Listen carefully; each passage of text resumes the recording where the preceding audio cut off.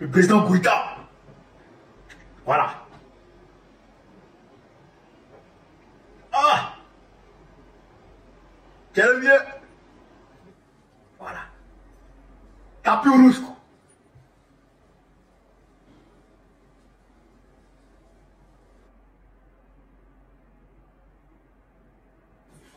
Le président Poutine arrive. Ils vont se croiser.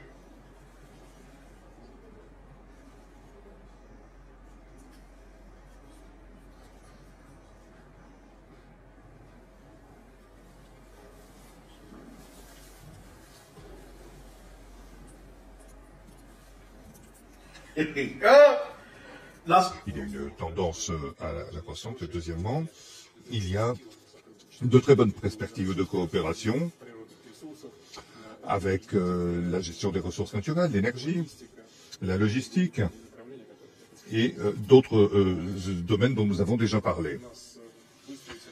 Nous avons des relations intergouvernementales avec le vice-premier ministre, M. Monod, qui, je vous remercie de nous avoir donné la possibilité de l'accueillir.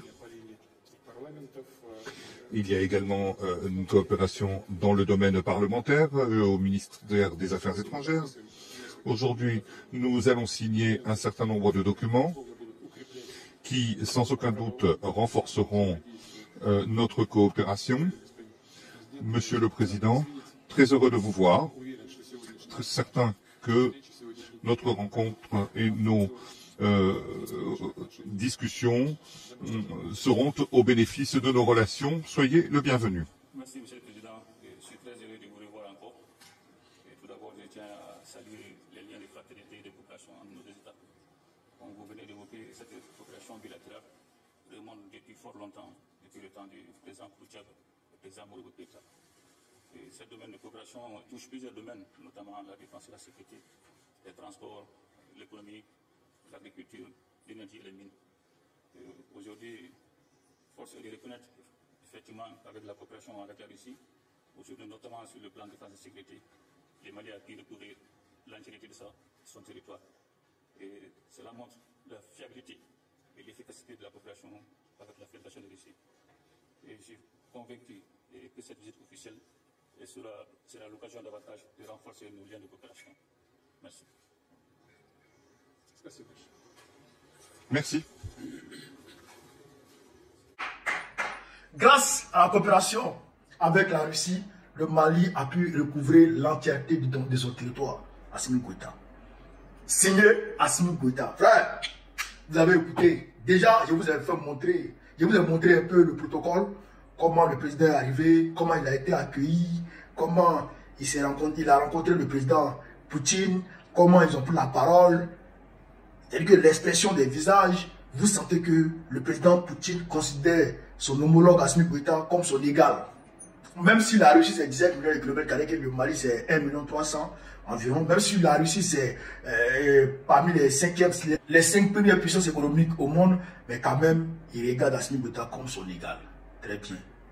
C'est un partenariat gagnant-gagnant, d'égal à égal. C'est-à-dire que dans une relation fraternelle, amicale,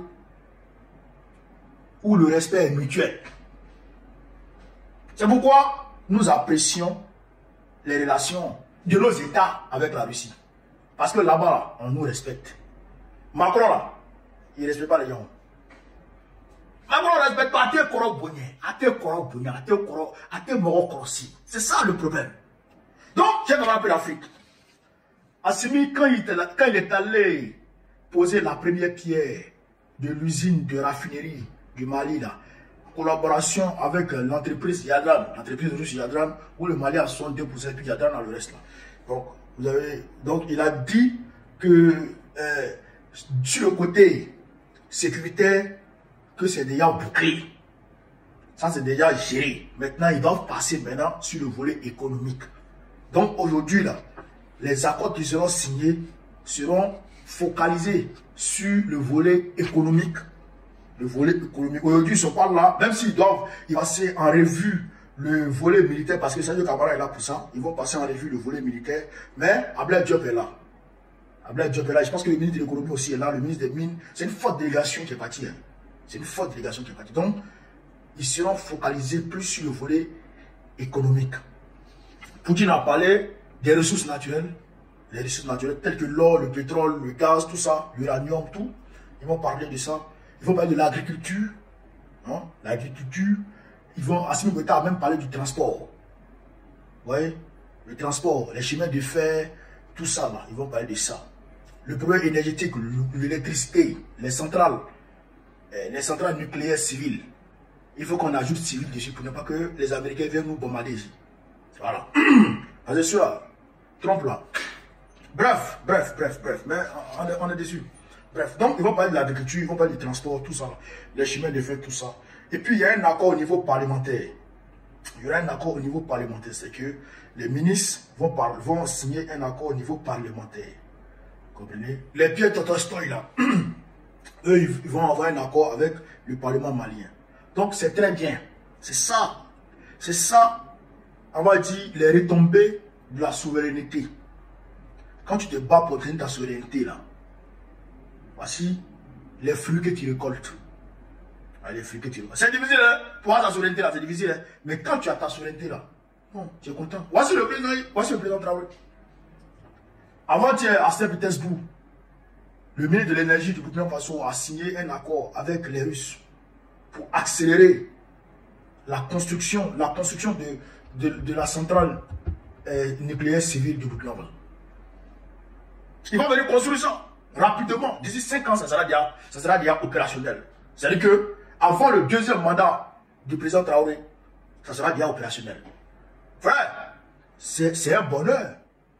C'est un bonheur. Mais quand les gens pensent que non, les centrales là, le capitaine court derrière les centrales, à cause de quoi? À cause des courants dans la maison. C'est pas ça, hein?